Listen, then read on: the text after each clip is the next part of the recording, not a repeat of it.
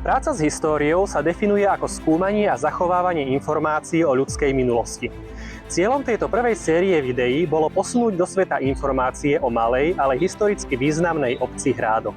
Veľká väčšina príbehov a informácií, ktoré sme vám ponúkli, by sa nenávratne stratila v histórii, ak by ste sa s nimi nepodielili vy, Hradčania, či už priamo v príbehu, alebo aspoň sprostredkovane.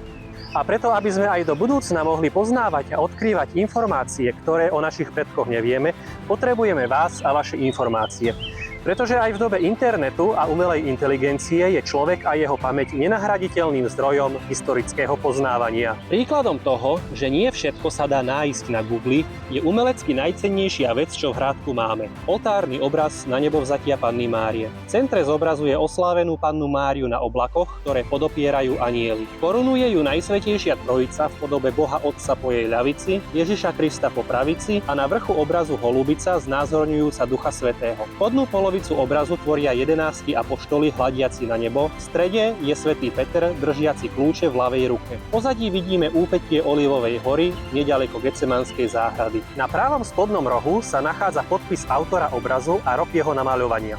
Napriek tomu, že muselo ísť o talentovaného umelca, ktorý okrem tohto obrazu vytvoril aj plátno, ktorým sa obraz prekrýva počas Veľkého týždňa, nedajú sa o ňom dohľadať žiadne relevantné informácie. A toto je výzva pre všetkých, ku ktorým sa toto video dostalo.